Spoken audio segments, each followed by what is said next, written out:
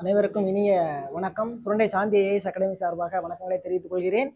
So நம்ம என்ன பார்க்க போகிறோம் அப்படின்னா, டிஎன்பிசிக்கு தேவையான கரண்ட் அஃபேர்ஸ் பார்க்க போகிறோம். ஸோ ஏற்கனவே நவம்பர் மாதம் பார்த்துருந்தோம். இப்போ நம்ம டிசம்பர் மாதத்துக்கு உண்டான தமிழரசு மேகசின்லேருந்து கரண்ட் அஃபேர்ஸ் பார்க்க போகிறோம். ஃபர்ஸ்ட்டு என்ன அப்படின்னா, தூய்மை பணியாளர்களுக்கான முதலமைச்சரின் உணவு திட்டம்.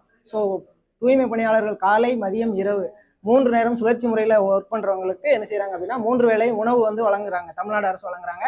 ஸோ முதற்கட்டமாக எங்கே தொடங்கியிருக்காங்க அப்படின்னா, சென்னையில் 15/11/2025 அன்று தொடங்கி வச்சாரு முதலமைச்சர், நம்ம தமிழக முதலமைச்சர். ஸோ சென்னை மாநகராட்சியை பொறுத்தவரை எத்தனை தூய்மை பணியாளர்கள் இருக்காங்க அப்படின்னா 31,373 தூய்மை பணியாளர்கள் இருக்காங்க. ஸோ அவங்க பயன்பெறும் வகையில் உணவு சுழற்சி முறையில் 3 நேரமே காலை, மதியம், இரவு 3 டைமே உணவு கொடுக்குறாங்க. ஸோ அடுத்தடுத்து என்ன பண்ணியிருப்பாங்க அப்படின்னா, டிசம்பர் 6ஆம் தேதி என்ன பண்ணியிருப்பாங்க, ஃபர்ஸ்ட் முதற்கட்டமாக சென்னையில் தொடங்கி வச்சாங்க. அதுக்கப்புறம் அனைத்து நகராட்சிகள், மாநகராட்சிகளில் இப்போ பணியாற்ற பணியாளர்களுக்கு என்ன செய்யறாங்க அப்படின்னா, சுழற்சி முறையில் 3 வேளையுமே உணவு கொடுக்குறாங்க. ஸோ தூய்மை பணியாளர்களுக்கான நல வாரியம் எப்போ தொடங்குறாங்க அப்படின்னா 2007 தமிழ்நாடு அரசால் தொடங்கப்பட்டது. ஸோ அடுத்து எடுத்துக்கிட்டோம் அப்படின்னா, அவங்களோட இப்போ தூய்மை பணியாளர்கள் பணியில் இருக்கும்போதே இறந்தாங்க அப்படின்னா அவங்களோட வாரிசுதாரர்களுக்கு எவ்வளோ அமௌண்ட் கொடுக்குறாங்க அப்படின்னா 10 லட்சம் வரைக்கும் அமௌண்ட் என்ன செய்யறாங்க அப்படின்னா நிதியுதவி தமிழ்நாடு அரசால் வழங்கப்படுகிறது. ஸோ அதே மாதிரி ஆதிதிராவிடர் மற்றும் பழங்குடியினர்கள் இவங்களோட மேம்பாடு அடையணும் அப்படிங்கிறதுக்காண்ட அவங்களுக்கு என்ன செய்யறாங்க அப்படின்னா, தொழில் முனைவோர் திட்டத்தின் கீழே என்ன செய்யறாங்க அப்படின்னா மானியத்துடன் கடனுதவி வழங்குறாங்க தமிழ்நாடு அரசு. ஸோ மானியமா எவ்வளவு ரூபா வரை கொடுக்குறாங்க அப்படின்னா கிட்டத்தட்ட 3 லட்சம் ரூபா வரைக்கும் மானியம் வழங்குறாங்க தமிழ்நாடு அரசு. ஸோ அதுக்கப்புறம் என்ன, அவங்களுக்கான குடியிருப்பு வீடு, ஸோ வீடு 1000 குடியிருப்பு ஒதுக்கியிருக்காங்க. ஸோ அது எந்த துறைக்கு கீழே வருது அப்படின்னா தமிழ்நாடு நகர்ப்புற வாழ்விட மேம்பாட்டு வாரியம். ஸோ அந்த துறைக்கு கீழே அமௌண்ட் ஒதுக்கி அதுக்குண்டான வீடை தூய்மை பணியாளர்களுக்கு கட்டி வழங்க போறாங்க. ஸோ அடுத்து எடுத்துக்கிட்டோம் அப்படின்னா, தூய்மை பணியாளரோட குழந்தைகளோட கல்வி நலனுக்காண்டி என்ன செஞ்சிருக்காங்க அப்படின்னா ஒரு 1260 மாணவர்களை தேர்ந்தெடுத்து ஸோ அவங்களுக்கு உண்டான கல்வி உதவித்தொகை, உண்டு உறைவிடம், ஸோ இருந்து தங்கி படிக்கிற மாதிரி அந்த மாதிரி வசதிகள்லாம் தமிழ்நாடு அரசு வழங்கிட்டு வர்றாங்க. இதே மாதிரி ஆதிதிராவிடர் பழங்குடி SC/ST மக்கள் இருப்பாங்க இல்லையா, ஸோ அவங்களுக்கு கல்வி உதவித்தொகையுடன் என்ன செய்யறாங்க அப்படின்னா கல்வி எஜுகேஷன் இம்ப்ரூவ் பண்ணிட்டு இருக்காங்க. ஸோ உயர்கல்வி திட்டமும் என்ன செஞ்சிருக்காங்க, உதவித்தொகை திட்டத்தின் கீழ் அனைத்து விதமான கல்வி கட்டணமும், விடுதி, தங்கி பயில்றது எல்லாமே யாரை ஏத்துக்கிறாங்க அப்படின்னா தமிழ்நாடு அரசே ஏத்துக்கிறது. ஸோ இதுக்காக எவ்வளவு அமௌண்ட் ஒதுக்கியிருக்காங்க அப்படின்னா 2.82 கோடி ரூபாய் என்ன செஞ்சிருக்காங்க அப்படின்னா தமிழ்நாடு அரசு ஒதுக்கியிருக்காங்க.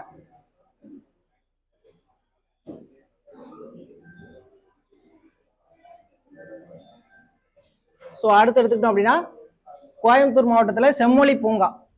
ஸோ ஃபர்ஸ்ட் என்ன செஞ்சிருக்காங்க அப்படின்னா 45 ஏக்கர் பரப்பளவுல என்ன செஞ்சிருக்காங்க அப்படின்னா 208.50 கோடி மதிப்பீட்டில் என்ன செஞ்சிருக்காங்க செம்மொழி பூங்கா அமைச்சிருக்காங்க. ஃபர்ஸ்ட் ஆஃப் ஆல் ஸோ எப்போ திறந்து வச்சிருக்காரு அப்படின்னா 25/11/2025 அன்று கோயம்புத்தூர்ல காந்திபுரம் மத்திய சிறைச்சாலை வளாகத்தில் இணைஞ்சிருக்காங்க அப்படின்னா 165 ஏக்கர் பரப்பளவுல செம்மொழி பூங்காவிற்கு முதற்கட்டமா இணைஞ்சிருக்காங்க அப்படின்னா ஒரு 45 ஏக்கர்ல பில்டிங் எழுப்பி ஸோ அதை ஓப்பன் பண்ணியிருக்காரு. ஸோ இதுக்கு எவ்வளவு செலவு செஞ்சிருக்காங்க அப்படின்னா தமிழ்நாடு அரசு 208.50 கோடி அளவுல இந்த பூங்கா முதலமைச்சர் தொடங்கி வச்சிருக்காரு. ஸோ 2010 ஏற்கனவே செம்மொழி பூங்கா எங்க நடந்திருக்கும் அப்படின்னா கோயம்புத்தூர்ல நடந்திருக்கும், கலைஞர் அவர்கள் இருக்கும்போதே. ஸோ அடுத்து எடுத்துக்கிட்டோம் அப்படின்னா 2021 இந்த செம்மொழி பூங்கா அமைப்போம் அப்படிங்கிறத என்ன செஞ்சிருப்பாங்க, வஉசி மைதானத்துல ஒரு விழா, அரசு விழா நடந்திருக்கும். அப்போ தமிழக முதலமைச்சர் நினைஞ்சிருப்பாரு, அறிவிச்சிருப்பாரு செம்மொழி பூங்கா 2 கட்டமாக அமைக்கப்படும் அப்படின்னு சொல்லி. ஸோ அதன் அடிப்படையில் முதல் கட்டமா இணைஞ்சிருக்காங்க, ஒரு 45 ஏக்கர்ல அமைச்சு அதை ஓபன் பண்ணியிருக்காங்க. ஸோ 18/12/2023 செம்மொழி பூங்கா அடிக்கடிக்கு அடிக்கல் நாட்டினார் முதலமைச்சர், அடிக்கல் நாட்டினாங்க. இப்போ அதை ஓபன் பண்ணி வச்சிருக்காங்க. ஸோ கடையேழு வள்ளல்கள் அங்க சிலை திறந்திருக்காங்க. அதே மாதிரி மாற்றுத்திறனாளி குழந்தைகளுக்கான விளையாட்டு பூங்கா, படிப்பகம், திறந்தவெளி அரங்கம், ஸோ இந்த மாதிரி அங்காடி, இது எல்லாமே நினைச்சிருக்காங்க அப்படின்னா செம்மொழி பூங்காவில் எல்லாமே திறந்து வச்சிருக்காரு முதலமைச்சர். ஸோ 23 வகையான தோட்டங்கள் அமைச்சிருக்காங்க. சங்க இலக்கியங்கள் இடம்பெற்றுள்ள மரங்கள், செடிகள், ஸோ இது எல்லாமே நினைச்சிருக்காங்க. ஸோ இந்த பூங்காவில் எல்லாமே ஓபன் பண்ணியிருக்காங்க. 2000க்கும் மேற்பட்ட என்ன செஞ்சிருக்காங்க ரோஜா செடி வகைகள், ஸோ அதையும் என்ன செஞ்சிருக்காங்க அப்படின்னா பூங்காவில் அமைச்சிருக்காங்க. அதே மாதிரி மழைநீர் வடிகால் அமைப்பு ஒரு 2 கிலோமீட்டர் அமைச்சிருக்காங்க. இது எந்த தொழில்நுட்பத்தை பயன்படுத்தி அமைச்சிருக்காங்க அப்படின்னா ஜெர்மன் தொழில்நுட்பத்தை பயன்படுத்தி மழைநீர் சேகரிப்பு என்ன செஞ்சிருக்காங்க, வடிகால் வடிஞ்சு போற மாதிரி அந்த அமைப்பை அமைச்சிருக்காங்க.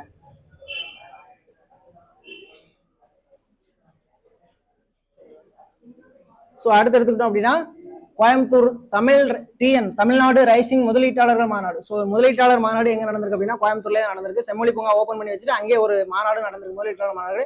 அதுல தமிழ்நாடு கவர்மெண்ட் எவ்வளவு ரூபாய் முதலீடு ஈர்த்திருக்கு அப்படின்னா 43,844 கோடி என்ன செஞ்சிருக்காங்க முதலீடை தமிழ்நாடு அரசு ஈர்த்திருக்கு. ஸோ இதனால எத்தனை பேருக்கு வேலை வழங்கலாம் அப்படின்னா ஒரு 1,709 நபர்களுக்கு வேலை வாய்ப்பு வந்து வழங்குறதுக்கு உண்டான புரிந்துணர்வு ஒப்பந்தம் எல்லாம் ஏற்படுத்திருக்காங்க. 158 புரிந்துணர்வு ஒப்பந்தங்கள் இணைஞ்சிருக்காங்க தமிழ்நாடு அரசு பண்ணியிருக்கு. ஸோ சென்டர் ஆஃப் எக்ஸலன்ஸ் சிஓன்னு சொல்லுவாங்க பாரு, இவங்களோட இது என்ன அப்படின்னா skill and casting development Coimbatore. So ஒரு சென்டர் வந்து இணைஞ்சிருக்காங்க அப்படின்னா ஸ்கில் டெவலப்மெண்ட் பண்றதுக்கு கோயம்புத்தூர்ல ஒரு சென்டர் வந்து தமிழ்நாடு அரசால் நிறுவப்பட்டிருக்கு. அது போக என்ன அப்படின்னா இந்த வார்ப்பு தொழில் கோயம்புத்தூர் அந்த சைட்லாம் எடுத்துட்டோம் அப்படின்னா இரும்பு இது ரிலேட்டடான பொருட்கள் எல்லாமே உற்பத்தி பண்ணிட்டு இருக்காங்க. ஸோ அதுக்கு உண்டான இது எல்லாமே கோயம்புத்தூர்ல பம்புகள் உற்பத்தி, ஸோ இது எல்லாமே கொஞ்சம் டெவலப் பண்றதுக்கு என்ன வச்சிருக்காங்க தமிழ்நாடு அரசு புது புது தொழில்நுட்பத்தை எல்லாமே கொஞ்சம் இன்ட்ரோடியூஸ் பண்றாங்க. ஸோ அடுத்து ரெண்டு திறன்மிகு மையங்கள் வந்து அடிக்கல் நாட்டியிருக்காங்க தமிழ்நாடு அரசு. ஸோ ஒன்று ஆவாரம்பாளையத்தில் உயர்தர பம்புகள் மோட்டார்ஸ், ஸோ அதை வந்து எப்படி டெவலப் பண்ணலாம் அந்த மாதிரி கொண்டு வர்றதுக்கு ஒரு திறன்மிகு மையம் ஃபர்ஸ்ட் ஒன் ஆவாரம்பாளையம். செகண்ட் ஒன்று வந்து எங்க அப்படின்னா முப்போரிபாளையம். ஸோ இதுல வந்து என்ன வார்ப்பு இரும்பு உலக வடிவமைப்பு மேம்பாட்டிற்காக இந்த 2 டெவலப்மெண்ட்டை இணைஞ்சிருக்காங்க அப்படின்னா திறன்மிகு மையங்களை கோயம்புத்தூர்ல நிறுவியிருக்காங்க. ஸோ இதுக்கு வந்து யாரு வந்து இது பண்றாங்க அப்படின்னா டிட்கோ நிறுவனம் மூலமாக இதை என்ன பண்றாங்க அப்படின்னா செயல்படுத்துறாங்க. ஸோ இதே மாதிரி தமிழ்நாடு பல்கலைக்கழக ஆராய்ச்சி பூங்கா அறக்கட்டளையும் இணைஞ்சிருக்காங்க அப்படின்னா கோயம்புத்தூர்ல நிறுவியிருக்காங்க. ஸோ அடுத்து எடுத்துக்கிட்டோம் அப்படின்னா வேலூர் மினி டைட்டில் பூங்கா.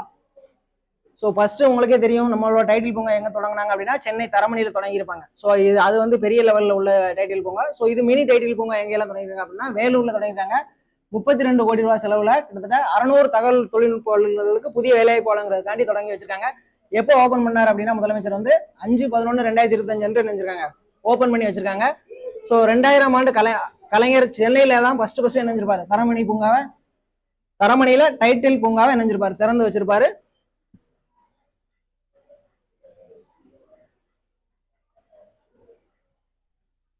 ஸோ இந்த டைட்டில் நியோ லிமிடெட் மூலமா என்ன செஞ்சிருக்காங்க அப்படின்னா மினி டைட்டில் பூங்கா வந்து ஓபன் பண்ணியிருக்காங்க. ஸோ இதனோட இது என்ன அப்படின்னா 2ஆம் 3ஆம் நிலை நகரங்கள்ல என்ன செஞ்சிருக்காங்க அப்படின்னா 50,000 சதுரடி முதல் என்ன செஞ்சிருக்காங்க 1,00,000 சதுரடி வரை என்ன கட்டுமானம் வந்து மினி டைட்டில் பூங்கா வந்து அரசு அமைக்க முடிவு பண்ணியிருக்காங்க.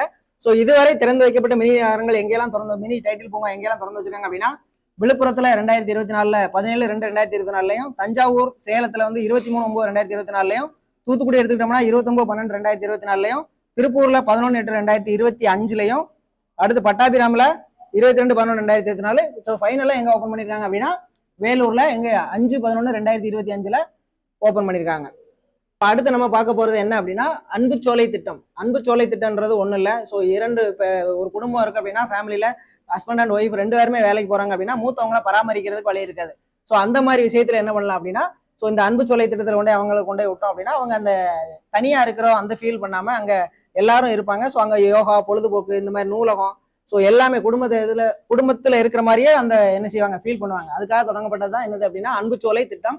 ஸோ ஃபர்ஸ்ட் எங்க தொடங்கியிருப்பாங்க, இது எந்த துறை கீழே வருது அப்படின்னா சமூக நலன் மற்றும் மகளிர் உரிமைத்துறை இந்த சார்பில் தொடங்கியிருக்காங்க. என்னைக்கு தொடங்கி வச்சாங்க அப்படின்னா 10/11/2025 அன்று தொடங்கி வச்சாங்க. ஸோ ஃபர்ஸ்ட் எங்க தொடங்கினாங்க அப்படின்னா திருச்சிராப்பள்ளியில உள்ள பொன்மலை. ஸோ இங்கதான் வந்து என்ன மூத்த குடிமக்களோட நல்வாழ்வை மேம்படுத்துறதுக்காக தொடங்கப்பட்டதுதான். ஸோ மொத்தம் எத்தனை மாநகராட்சியில் அப்படின்னா 10 மாநகராட்சியில 25 அன்பு சோலை திட்டத்துல தொடங்கி வைக்க போறாங்க. முதற்கட்டமா திருச்சியில தொடங்கியிருக்காங்க பொன்மலையில. ஸோ ஃபர்ஸ்ட் சென்னை பெருநகர மாநகராட்சியில் எடுத்துக்கிட்டோம் அப்படின்னா 3 மையங்களையும், அடுத்து வந்து ராணிப்பேட்டை, ஸோ கிருஷ்ணகிரி இதுல வந்து என்ன செஞ்சிருக்காங்க அப்படின்னா 2 மையமும், மீதி இருக்கக்கூடிய மாநகராட்சி 10 மாநகராட்சியில என்ன செய்யறாங்க அப்படின்னா 20 அன்பு சோலை மையங்களும் தொடங்க போறாங்க. அந்த மாநகராட்சி தான் இது கோயம்புத்தூர், மதுரை, சேலம், திருச்சி, திருப்பூர், ஈரோடு, தூத்துக்குடி, வேலூர், தஞ்சாவூர், திண்டுக்கல். ஸோ இந்த 10 மாநகராட்சியும் தேர்ந்தெடுத்து அதுல ஒவ்வொரு மாநகராட்சிக்கு 2 அன்பு சோலை வீதமா மொத்தம் 20 அன்பு சோலைகள் ஓபன் பண்ண போறாங்க. மொத்தம் 25. ஸோ சென்னையில 3, ராணிப்பேட்டை 1, கிருஷ்ணகிரி 2, ஸோ இவங்க இதுலயும் 2, மீதி இருக்க 10 மாநகராட்சியில 2 20 அன்பு சோலை தொடங்க போறாங்க. ஸோ இதுல மருத்துவ சேவைகளையும் கொடுக்குறாங்க. அதே மாதிரி யோகா, பொழுதுபோக்கு, நூலகம் எல்லா அமைப்புமே ஏற்படுத்துறாங்க. ஸோ பாதுகாப்பு பராமரிப்பை என்ன செய்வாங்க அரசே வந்து உறுதி செய்யும். அடுத்து வந்து முழுமையான நிறுவனம் சார்ந்த பராமரிப்பு தேவையை குறைத்தும் குடும்ப பிணைப்பை வலுப்படுத்தவும். ஸோ இதனுடைய நோக்கமே இதுதான். ஸோ தனியா ஃபீல் பண்ண மாட்டாங்க, குடும்பத்துல இருக்க மாதிரியே அந்த ஃபீலிங்ஸை கொண்டு வரதுக்காண்டி இந்த அன்பு சோலை திட்டத்தை வந்து தொடங்கியிருக்காங்க. ஸோ அடுத்து நம்ம என்ன பார்க்கோம் அப்படின்னா இது ஏற்கனவே நம்ம நவம்பர்ல பார்த்திருப்போம். எத்தனையோ கலைஞர்களுக்கு நம்ம பரிசு கொடுத்தாங்க அப்படிங்கிற விஷயத்த நம்ம ஏற்கனவே நவம்பர்ல கலைமாமணி விருது அறிவிச்சு பரிசெல்லாம் கொடுத்தா பார்த்தோம். அதனுடைய தொடர்ச்சி தான் இது. ஸோ தமிழ்நாடு சார்பா இயல் இசை நாடக மன்றத்தின் சார்பாக இணைஞ்சிருக்காங்க அப்படின்னா 525 கலைஞர்களுக்கு கிட்டத்தட்ட 85 லட்சம் மதிப்புல இணைஞ்சிருக்காங்க, நிதியுதவி வந்து வழங்கியிருக்காங்க. ஸோ எப்போ நடந்திருக்கு அப்படின்னா நவம்பர் 11/11/2025 கலைமாமணி விருது பெற்ற நலிந்த நிலையில் வாழும் 10 கலைஞர்களுக்கு இணைஞ்சிருக்காங்க, தலா 1 லட்சம் நிதியுதவி வழங்கியிருக்காங்க. அதே மாதிரி அரிய கலைகள் சார்ந்த நூல்களை பதிப்பிக்க 5 நூல் ஆசிரியர்களுக்கு தலா எவ்வளவு கொடுத்துருக்காங்க அப்படின்னா 2 லட்சம் நிதியுதவி தமிழ்நாடு அரசு வழங்கியிருக்கு. அடுத்து புதிய நாடகங்கள் தயாரித்து மேடையேற்றம் செய்ய 5 நாடக கலைஞர்களுக்கு தலா எவ்வளவு கொடுத்துருக்காங்க அப்படின்னா 1,50,000 லட்சம் ரூபாய் கொடுத்துருக்காங்க. அடுத்து 500 நாட்டுப்புற கலைஞர்களுக்கு என்ன செஞ்சிருக்காங்க அப்படின்னா இசைக்கருவிகள் ஆடை ஆவரணங்கள் வாங்குவதற்கு தலா 10,000 ரூபாய் வீதம் தமிழ்நாடு அரசு அமௌண்ட் கொடுத்துருக்காங்க. தமிழ்நாடு அரசாங்கத்தால் 1955 என்னவா இருந்திருக்கும் அப்படின்னா தமிழ்நாடு சங்கீத நாடக சங்கம் தோற்றுவிக்கப்பட்டிருப்பாங்க. அதை என்ன செஞ்சிருப்பாங்க அப்படின்னா 1973 பெயர் மாத்திருப்பாங்க, தமிழ்நாடு இயல் இசை நாடக மன்றம் என பெயர் மாற்றம் செஞ்சிருப்பாங்க. ஸோ அடுத்து நம்ம பார்க்க போறது என்ன அப்படின்னா சுதந்திர போராட்ட வீரர் பொல்லான் அவர்களுக்கு என்ன செஞ்சிருக்காங்க அப்படின்னா அவங்களோட திருவுருவ சிலையுடன் கூடிய சிலை வந்து ஓபன் பண்ணி வச்சிருக்காங்க. பொல்லான் என்றவர் ஒன்றும் இல்லை, தீரன் சின்னமலை இதுல ஒரு ஒற்றற்படையில ஒரு தளபதியா இருந்திருப்பாரு. ஸோ அதனால அவருக்கு என்ன செஞ்சிருக்காங்க அப்படின்னா தமிழ்நாடு அரசு அவர் திருவுருவ சிலையுடன் கூடிய ஒரு உருவச்சிலையை வந்து திறந்து வச்சிருக்காங்க. ஸோ இவர் முதலமைச்சர் எப்போ திறந்து வச்சார் அப்படின்னா 26/11/2025 தமிழ் வளர்ச்சி மற்றும் செய்தித்துறை சார்பில் இணைஞ்சிருப்பாங்க. ஈரோடு மாவட்டத்தில் உள்ள மொடாக்குறிச்சியில் உள்ள ஜெயராமபுரத்தில் இணைஞ்சிருப்பாங்க, திறந்து வச்சிருப்பாங்க. ஏன்னா இவர் பிறந்த இடம் அங்கதான். ஸோ இவர் வந்து இணைஞ்சிருப்பார் அப்படின்னா அரச்சலூர் அருகே மங்காபாளையம் ஸோ கிராமத்துல பிறந்தவராக இருந்திருப்பாரு. தீரன் சின்னமலையோட படைப்பிரிவுல ஒரு ஒற்றர் படைப்பிரிவுல தளபதியா இருந்திருப்பாரு. ஸோ இவர் வந்து எந்த போரெல்லாம் கலந்திருப்பார் அப்படின்னா பவானி போர் 1801, ஓடாநிலை போர் 1802, அரச்சலூர் போர் வந்து 1803 ஆக போர்கள் 3 போர்லயுமே இணைஞ்சிருப்பாரு அப்படின்னா வெற்றிக்கு இவர் தான் முழுமையா காரணமா இருந்திருப்பாரு. அடுத்து இவரை கொன்னது யார் அப்படின்னா கர்னல் ஹாரிஸ் ஸோ அப்படின்ற ஒரு ஆங்கில படைத்தளபதியா இணைஞ்சிருப்பாரு அப்படின்னா ஓடாநிலை கோட்டைக்கு அருகே ஜெயராமபுரத்துல இணைஞ்சிருப்பாரு, சுட்டு கொல்லப்பட்டிருப்பாங்க. ஸோ அதனால இவர் கொல்லப்பட்ட இடத்துல இணைஞ்சிருக்காங்க அப்படின்னா இவருக்கு உண்டான சிலையை வந்து திறந்து வச்சிருக்காங்க. ஸோ தமிழ்நாட்டோட பால்வள தந்தை அடுத்து யாருன்னு பார்க்க போறோம். அடுத்த நியூஸ் என்ன அப்படின்னா நம்ம தமிழ்நாட்டோட பால்வள தந்தைன்னு சொல்லுவாங்க யார் அப்படின்னா திரு எஸ்.கே. பரமசிவன். ஸோ இவங்களுக்கும் என்ன செஞ்சிருக்காங்க அப்படின்னா திருவுருவ சிலை வந்து தமிழ்நாடு அரசால் தொடங்கப்பட்டிருக்கு. இவர் ஒரு முன்னாள் எம்பியும் கூட. ஸோ எப்போ திறந்து வச்சார் அப்படின்னா 26/11/2025 அன்று எங்க சொல்லிருக்காங்க அப்படின்னா ஈரோடு மாவட்டம் சித்தோடில் தமிழ் வளர்ச்சி மற்றும் செய்தித்துறை சார்பில் இணைஞ்சிருக்காங்க அப்படின்னா இவரோட பால் பண்ணை வளாகத்துல இவரோட திருவுருவ சிலையை வந்து திறந்து வச்சிருக்காங்க. ஸோ சின்னியம்பாளையத்தில் பிறந்து நாட்டு விடுதலைக்காக பாடுபட்டு இவரோட நோக்கமே என்ன அப்படின்னா பசுமையா இருக்கணும், பால் உற்பத்தியை பெருக்கணும் அப்படின்றத இவருடைய நோக்கமா இருக்கும். அதான் பசுமை நிலம் அடுத்து வெண்மை பால் என்ற கனவை கொண்டு நூற்றுக்கணக்கான மாடு வளர்ப்பாளர்களை இணைஞ்சிருப்பாரு, ஊக்குவிச்சிருப்பாரு, பால் விநியோக முறையை இணைஞ்சிருப்பாரு, அதிகரிச்சிருப்பாரு. ஸோ தமிழ்நாட்டோட பால்வள தந்தை யாருன்னு கேட்டாங்க அப்படின்னா திரு எஸ்.கே. பரமசிவன் அவர்கள். சரிங்களா? ஸோ அடுத்து நம்ம பார்க்க போறது காஞ்சிபுரத்துல இணைஞ்சிருக்காங்க அப்படின்னா அண்ணா பட்டு விற்பனை வளாகம். ஸோ எப்போ தொடங்கியிருக்காங்க அப்படின்னா 13/11/2025 தொடங்கி வச்சிருக்காங்க. ஸோ இவங்க கைத்தறன் துணி நூல் ஸோ இவங்க நெய்கிற துணிகளை வந்து வியாபாரம் பண்றதுக்காண்டி ஒரு பட்டு விற்பனை மையமே ஆரம்பிச்சிருக்காங்க தமிழ்நாடு அரசால். ஸோ தமிழ்நாட்டில் பொறுத்தளவு 1112 கைத்தறி நெசவாளர் கூட்டுறவு சங்கங்கள் செயல்பட்டு வருது. ஸோ காஞ்சிபுரம் வள்ளல் பச்சையப்பன் சார்பில் பச்சையப்பன் சாலையில் உள்ள அறிஞர் அண்ணா கைத்தறி நெசவாளர் கூட்டுறவு சங்கம் எப்போ தொடங்கினாங்க அப்படின்னா 1971 இணைஞ்சிருக்காங்க, தொடங்கியிருக்காங்க. அறிஞர் அண்ணா பட்டு கைத்தறி நெசவாளர் கூட்டுறவு சங்கம் எப்போ தொடங்கியிருக்காங்க அப்படின்னா 1971 தொடங்கியிருப்பாங்க. ஸோ எங்கெங்க என்னென்ன பொருள்லாம் உற்பத்தி பண்றாங்க அப்படின்னு பார்த்தோம் அப்படின்னா கோவையில மென்பட்டு சேலைகள், சேலம்ல வெண்பட்டு சேலை வேஷ்டிகள், அடுத்து அங்கவஸ்திரங்கள், திண்டுக்கல்ல டை அண்ட் டை அந்த வகையான சேலைகள், பரமக்குடி எடுத்துக்கிட்டோம் அப்படின்னா பம்பர் காட்டன் சேலைகள், திருநெல்வேலியில எடுத்துக்கிட்டோம் அப்படின்னா செடிபுட்டா சேலைகள், விருதுநகர் அருப்புக்கோட்டை எடுத்துட்டோம்னா காட்டன் சேலைகள், அடுத்து நாகர்கோயிலையும் காட்டன் வேஷ்டிகள், ஈரோடு பவானி இந்த ஏரியால எல்லாம் ஜமக்காலம் போர்வை ரகங்கள். ஸோ இது எல்லாமே என்ன செய்யறாங்க அப்படின்னா ஒரே சென்டர்ல அண்ணா பட்டு சென்டர் வளாகத்துல கொண்டு வந்து என்ன செய்யறாங்க அப்படின்னா தமிழ்நாடு அரசால் வியாபாரம் வணிக ரீதியாக தொடங்கியிருக்காங்க. ஸோ அடுத்து நம்ம பார்க்க போறது என்ன அப்படின்னா வெற்றி நிச்சயம் திட்டத்தின் மூலம் திறன் பயிற்சி. ஸோ பள்ளி கல்லூரி முடித்தவர்கள், இடை நின்றவர்கள், அதே மாதிரி வேலையில இருக்கிறவங்க கூட என்ன செய்யறாங்க அப்படின்னா தமிழ்நாடு அரசால் திறன் பயிற்சி ஸ்கில் டெவலப்மெண்ட் பயிற்சி என்ன செய்ய போறாங்க அப்படின்னா வழங்க போறாங்க. ஸோ இதை முதல்வர் திரு ஸ்டாலின் அவர்கள் எப்போ தொடங்கியிருப்பாங்க அப்படின்னா 11/11/2025 ஸோ நந்தனம் மெட்ரோ ரயில் நிறுவன கூட்டரங்கில் இணைஞ்சிருப்பாரு அப்படின்னா இதை தொடங்கி வச்சிருப்பாரு. ஸோ இது எது கீழே வருது அப்படின்னா தமிழ்நாடு திறன் மேம்பாட்டு கழகத்தின் வெற்றி நிச்சயம் திட்டத்துக்கு கீழே இதை செயல்படுத்துறாங்க. ஸோ இதுல திறன் பயிற்சி மூலமா திறன் பெற்றவங்களுக்கு என்ன செய்யறாங்க அப்படின்னா சான்றிதழ் வழங்குறாங்க, ஊக்கத்தொகை வழங்குறாங்க, அது மாதிரி பணி ஆணை பெற்றுக் கொடுக்குறாங்க.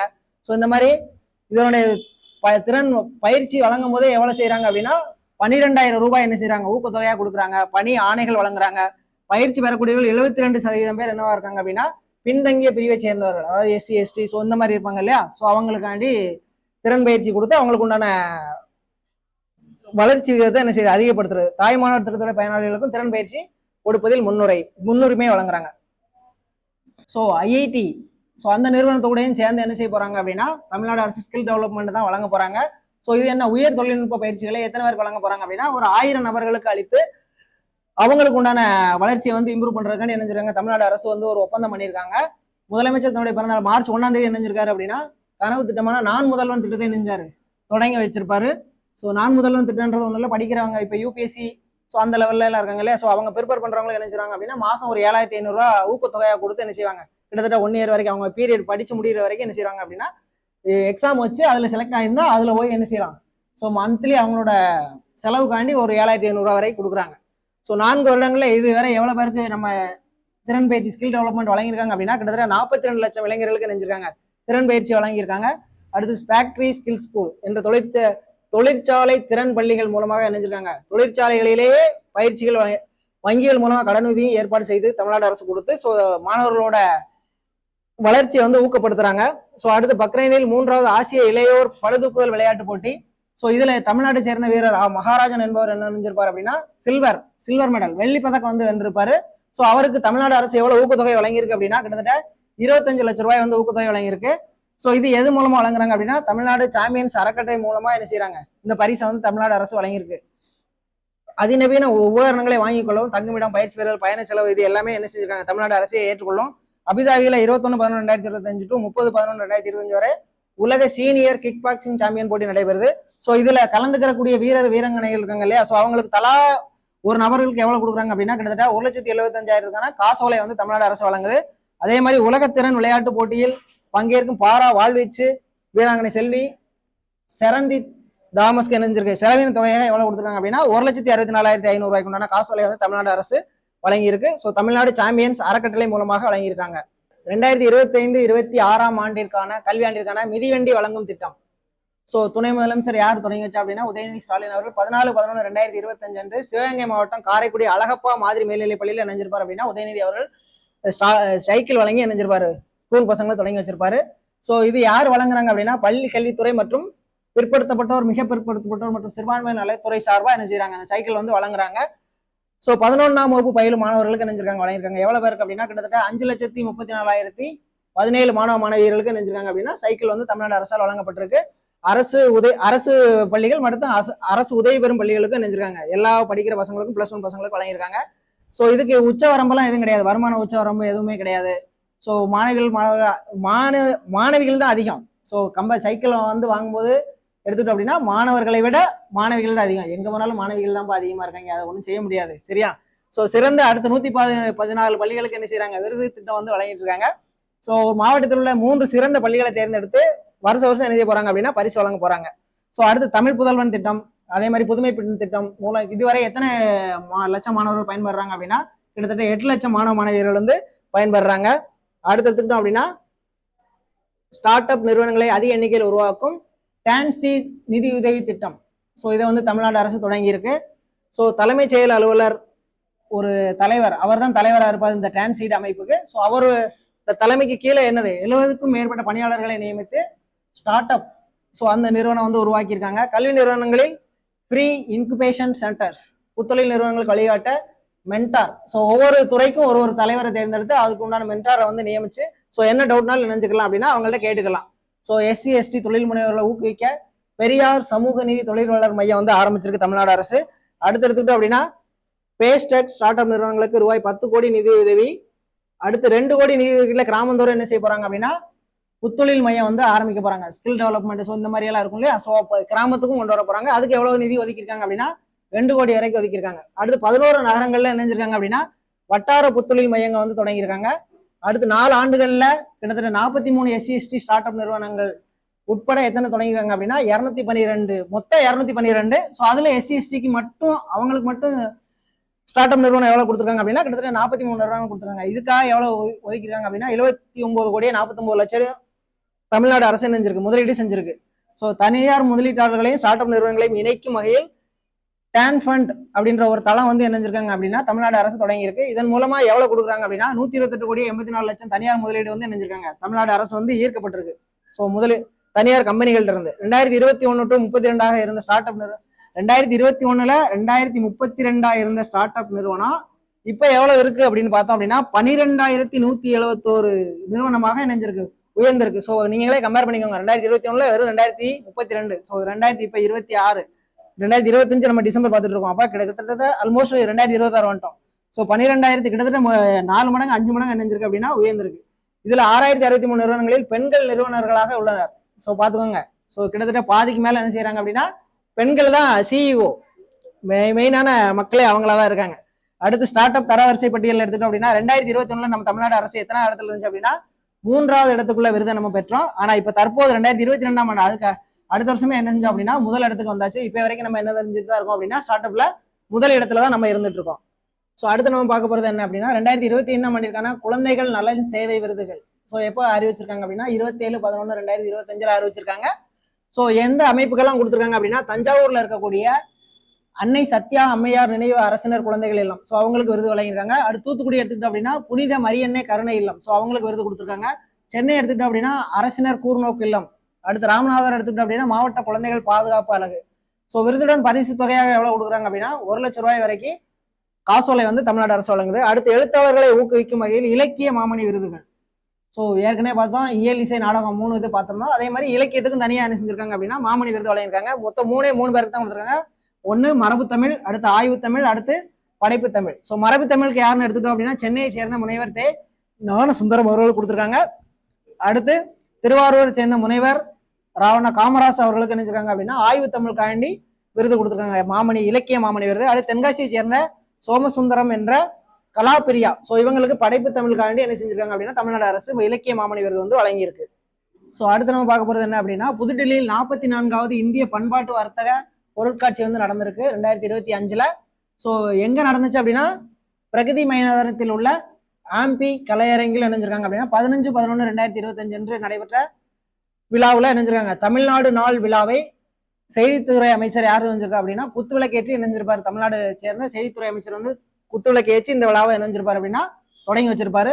ஸோ ஆண்டுதோறும் நவம்பர் 14 முதல் 27ஆம் தேதி வரை 14 நாட்கள் நடைபெறும் இந்த விழா வந்து. ஸோ கருப்பொருள் இதுல என்ன அப்படின்னா ஏக் பாரத் சர்ஷிதா, அடுத்து அதாவது என்ன அப்படின்னா ஒரே பாரதம் உன்னத பாரதம். ஸோ கடந்த ஆண்டு தமிழ்நாடு அரங்கிற்கு இணைஞ்சிருக்காங்க. 2024க்கான இந்த விழா நடந்திருக்கும். நடக்கும்போது நமக்கு வந்து இணைஞ்சிருக்காங்க அப்படின்னா சிறப்பு பரிசா நம்ம தமிழ்நாடுக்கு வந்து இந்த விருது வந்து வழங்கியிருக்காங்க. ஸோ அடுத்து சில இம்பார்ட்டன்ட் நியூஸ் எல்லாம் நம்ம பார்க்க போறோம். கடைசிக்கு வந்தாச்சு. கிட்டத்தட்ட திருவாரூர் மாவட்டத்தில் இணைஞ்சிருக்கோம் அப்படின்னா தமிழ்நாடு அரசு 50 கோடி செலவு முதலீடுல இணைஞ்சிருக்கோம் அப்படின்னா ஒரு ஆடை தயாரிக்கும் நிறுவனத்தை வந்து இணைஞ்சிருப்பாங்க அப்படின்னா தொடங்கியிருப்பாங்க. ஸோ இதுல வந்து எவ்வளவு கிட்டத்தட்ட 2500 நபர்களுக்கு வேலை வாய்ப்பு வழங்கக்கூடிய அளவுல இந்த உற்பத்தி மையம் வந்து தொடங்கியிருக்கு தமிழ்நாடு அரசு. ஸோ இது என்ன அப்படின்னா SCM கார்மெண்ட்ஸ் பிரைவேட் லிமிடெட் நிறுவனம். இது எந்த குரூப்போட சேர்ந்தது அப்படின்னா சென்னை சில்க்ஸ் குழுமத்தோட சேர்ந்தது. ஸோ அவங்களோட தமிழ்நாடு அரசு ஒப்பந்தம் பண்ணி ஸோ திருவாரூர் மாவட்டத்தில் ஒரு உற்பத்தி மையத்தை வந்து தொடங்குறாங்க. அடுத்து எடுத்துக்கிட்டோம் அப்படின்னா தமிழ்நாடு மாநில குழந்தைகளுக்கான கொள்கை 2021 ஒரு வகுத்துருக்காங்க. ஸோ அடுத்து எடுத்துக்கிட்டோம் அப்படின்னா தருமபுரியில சிப்காட் தொழிற்பூங்கா வந்து தமிழ்நாடு அரசு திறந்து வச்சிருக்கு. எப்போ திறந்தாங்க அப்படின்னா முதலமைச்சர் வந்து 17/8/2025 வந்து தொடங்கி வச்சிருப்பாங்க. ஸோ இதுக்கு சிப்காட் அமைக்க எவ்வளவு இடத்துல அமைஞ்சிருக்கு அப்படின்னா 690 ஏக்கர் நிலத்துல வந்து அமைச்சிருப்பாங்க. ஸோ முழு செயல்பாட்டிற்கு வரும்போது தமிழ்நாட்டில் உள்ள மிகப்பெரிய தொழிற்பூங்காவில் ஒன்றாக இது திகழும் வந்து. ஸோ இப்போதைக்கு வந்து ஸ்டார்டிங் தான் தொடங்கியிருக்காங்க, கொஞ்சம் தான் தொடங்கி வச்சிருக்காங்க. கிட்டத்தட்ட 690 ஏக்கரும் ஃபுல்லாவே சிப்காட் ஆரம்பிச்சாங்க அப்படின்னா தமிழ்நாட்டிலே மிகப்பெரிய ஒரு நிறுவனமா இங்கதான் இருக்கும், தருமபுரியில தான் இருக்கும். அடுத்து எடுத்துக்கிட்டோம் அப்படின்னா பேட்டரி மின் வாகனங்கள் உற்பத்தி. ஸோ இதுக்கு எல்லாத்துக்கும் என்ன செஞ்சிருக்காங்க அப்படின்னா முக்கியத்துவம் கொடுக்குறாங்க அந்த கம்பெனிஸ்க்கு. அடுத்து ஓமை கவிஞர் சுரதா அவர்களோட 105வது பிறந்த நாள் எப்போ அப்படின்னா 23/11/2025. அடுத்து டிசம்பர் 10 வந்து ராஜாஜி அவர்களோட பிறந்த தினம். அடுத்து சென்னை கொளத்தூர் பெரியார் நகர்ல 5.24 கோடியில இணைஞ்சிருக்காங்க அப்படின்னா புதுப்பிக்கப்பட்ட பெரியார் நகர் நூலகம் மற்றும் முதல்வர் படைப்பகம். ஸோ இது எப்போ தொடங்கி வச்சிருக்காங்க அப்படின்னா 14/11/2025 தொடங்கியிருக்காங்க. அடுத்து 80 இளஞ்சிவப்பு ரோந்து வாகனங்கள் சேவைகள், அதாவது பிங்க் பெட்ரோல்னு சொல்லுவாங்க. ஸோ அது வந்து இப்ப இணைஞ்சிருக்கு, தமிழ்நாடு அரசு தொடங்கியிருக்காங்க. ஸோ அது என்னன்னா 80 இளஞ்சிவப்பு ரோந்து வாகனங்கள். So pink petrol, highway petrol இருக்க மாதிரி இது ஒரு பிங்க் பெட்ரோல் வகை. ஸோ பெண்களின் பாதுகாப்பினை உறுதி செய்வதற்கு முதலமைச்சர் இணைஞ்சிருக்காரு அப்படின்னா இந்த பிங்க் பெட்ரோல் அமைப்பை 11/11/2025 இணைஞ்சிருப்பாங்க, தொடங்கியிருப்பாங்க. இந்த இருக்கா, இந்த இதுதான். ஸோ சிட்டி சைட்லாம் போனீங்க அப்படின்னா இந்த வண்டியவே பார்க்கலாம். தாம்பரம், ஆவடி, சேலம், கோயம்புத்தூர், திருப்பூர், திருச்சிராப்பள்ளி, திருநெல்வேலி, மதுரை, ஸோ இந்த நகரத்துல இணைஞ்சிருக்காங்க அப்படின்னா இந்த பிங்க் பெட்ரோல் அமைப்பை வந்து தொடங்கியிருக்காங்க. அடுத்து நம்ம பார்க்க போற நியூஸ் என்ன அப்படின்னா 108 சேவை, அவசரகால ஊர்தி சேவை. ஸோ எப்போ தொடங்கினாங்க அப்படின்னா 2008ஆம் ஆண்டு செப்டம்பர் 15 தொடங்கின கலைஞர் அவர்களால் தொடங்கி வைக்கப்பட்டது. ஸோ தமிழ்நாடு அரசானது இஎம்ஆர்ஐ ஜிஹெச்எஸ் என்ற தனியார் நிறுவனத்துடன் ஏற்படுத்தப்பட்ட புரிந்துணர்வு ஒப்பந்தத்தின் மூலமா அந்த 108 சேவை வந்து இப்போ வரைக்கும் நினைஞ்சிருக்கு சக்சஸ்ஃபுல்லா ரன் பண்ணிட்டு வராங்க. ஸோ தற்போது எவ்வளவு இருக்காங்க அப்படின்னா 1353 எண்ணிக்கையிலான வாகனங்கள் இருக்கு. ஸோ அந்த கப்பலோட்டிய தமிழன் வாவு சிதம்பரம் அவர்களோட 89வது நினைவு நாள் என்னைக்கு அப்படின்னா 18/11/2025. ஓவிய சந்தை திட்டம். ஸோ ஓவியர்கள் செய்யக்கூடிய பொம்மைகள், ஸோ இது எல்லாமே கண்காட்சிகளாக கலைப்படைப்புகளை விற்பனை செய்ய நினைஞ்சிருக்காங்க அப்படின்னா ஓவிய சந்தை திட்டம் அப்படின்ற ஒரு திட்டத்தை வந்து தமிழ்நாடு அரசு தொடங்கியிருக்கு. ஸோ இது எங்க தொடங்கிருக்காங்க அப்படின்னா சென்னையில எழும்பூர் அரசு அருங்காட்சியக வளாகத்துல 11/11/2025 என்று என்னது கலை பண்பாட்டுத்துறை சார்பில் நினைஞ்சிருக்காங்க அப்படின்னா இந்த ஓவிய சந்தை திட்டத்தை வந்து தொடங்கி வச்சிருக்காங்க. அடுத்து வந்து எடுத்துட்டோம் அப்படின்னா பண்டித ஜவஹர்லால் அவர்களோட 137வது பிறந்த நாள் விழா 14/11/2025. ஸோ உங்களுக்கே தெரியும் இவர் தான் முதல் பிரதமராக இருந்திருப்பாரு. கிட்டத்தட்ட 1900 இடைக்கால அரசாங்கத்திலிருந்து கிட்டத்தட்ட 1964 வரைக்குமே யார் தான் இருந்திருப்பா அப்படின்னா ஸோ இவர் தான் முதல் பிரதமராக இருந்திருப்பாரு. மிக நீண்ட கால பிரதமராகவும் இருந்திருப்பாரு. ஸோ அடுத்து எடுத்துக்கிட்டோம் அப்படின்னா 1 கிலோ அரிசி 2 ரூபாய்க்கு வழங்கும் திட்டம் பொது விநியோக திட்டத்தின் கீழ் நியாய விலை கடையில் நினைஞ்சிருக்காங்க அப்படின்னா விலையை குறைக்கும் நோக்கத்துல 1 கிலோவுக்கு 2 கிலோ வழங்குறாங்க.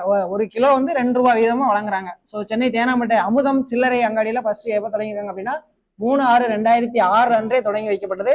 அடுத்து முதலமைச்சரின் தாய் மாணவர் திட்டம். ஸோ வயது முதிர்ந்தோர், மாற்றுத்திறனாளி, குடும்ப அட்டைதாரர்களின் இல்லத்திற்கே சென்று என்ன செய்யறாங்க, ரேஷன் அட்டையை வச்சிருப்பாங்க இல்லையா, வயதானவங்க ரேஷன் கடை போக முடியாது. ஸோ தாத்தா பாட்டி அவங்களாம் இருப்பாங்க இல்லையா, ஸோ அவங்களுக்காண்டி என்ன செய்யறாங்க, ரேஷன் கார்டுக்கு உண்டான பொருட்களை நேர வீட்டில் கொண்டே கொடுக்குறதா என்னது அப்படின்னா முதலமைச்சரோட தாய் மாணவர் திட்டம். ஸோ இது எப்போ தொடங்கி வச்சாங்க அப்படின்னா 12/8/2025 அன்று சென்னை தண்டையார்பேட்டையில் உள்ள கோபால் நகர்ல இருக்கக்கூடிய அன்னை சத்யா நகர்ல நினைஞ்சிருப்பாங்க. ஃபர்ஸ்ட் தொடங்கி வச்சிருக்காரு தாய் மாணவர் திட்டத்தை. ஸோ டிசம்பர் 6 வந்து என்னது அண்ணல் அம்பேத்கரோட நினைவு நாள். தமிழ் வளர்த்த இத்தாலிய பேரறிஞர் வீரமாமுனிவரோட பிறந்த நாள் எப்போ அப்படின்னா 8/11/2025. கலைஞரின் கனவு இல்ல திட்டம் யார் செயல்படுத்திட்டு இருக்காங்க அப்படின்னா ஊரக வளர்ச்சித்துறை சார்பில் செயல்படுத்திட்டு இருக்காங்க. நம்ம ஏற்கனவே பார்த்துட்டோம் 2030க்குள்ள என்ன செய்ய போறாங்க, கிட்டத்தட்ட 1 கோடி வீடுக்கு மேல கட்டி கொடுக்கணும்ன்றது நம்ம தமிழக அரசோட இலக்கா இருக்கு. ஸோ அடுத்து எடுத்துக்கிட்டோம் அப்படின்னா டிசம்பர் 11 மகாகவி பாரதியோட பிறந்த தினம். ஸோ உயர் வகை காட்டும் உயர் தமிழுக்கு புதுநெறி காட்டிய புலவன் யாரு அப்படின்னா மகாகவி பாரதி. ஸோ தமிழ் கவியில் உரைநடையில் தனி புதுமை படைத்த செந்தமிழ் தேனி. ஸோ இந்த மாதிரி இவருக்கு நிறைய பட்டங்கள் இருக்கு. தமிழ்ல நம்ம எடுத்துக்கிட்டோம் அப்படின்னா நிறைய பட்டங்கள் சொல்லலாம். ஸோ மொழி, நாடு, பெண் விடுதலை, பிற்போக்குத்தனமானங்களை, ஸோ இது எல்லாமே எதிர்த்திருப்பாரு. ஸோ மொழிக்கு வந்து நம்ம தமிழ் மொழியை வளர்க்கணும், அதே மாதிரி பெண் விடுதலைக்காக பாடுபட்டவர், அதே மாதிரி பிற்போக்குத்தனங்களான கருத்துக்கள்லாம் இருக்கும் இல்லையா, அதெல்லாம் எதிர்த்தவர். ஸோ ஹாக்கி அப்படின்னா தமிழ்ல என்ன மீனிங் அப்படின்னா வளைகோல் பந்து அப்படின்றது மீனிங். ஸோ இதை கொஞ்சம் பார்த்து வச்சுக்கோங்க. இதை கூட கேட்கலாம், தமிழ்ல கூட கேட்கலாம். ஸோ நம்ம இன்னைக்கு டிசம்பர் மந்தோட கரண்ட் அஃபேர்ஸ் 2025 கரண்ட் அஃபேர்ஸ் இதோட நம்ம முடிச்சுக்கிறோம். ஸோ அடுத்த கிளாஸ்ல சந்திக்கும் வரை உங்களுடன் விடைபெறுகிறேன். நன்றி, வணக்கம்.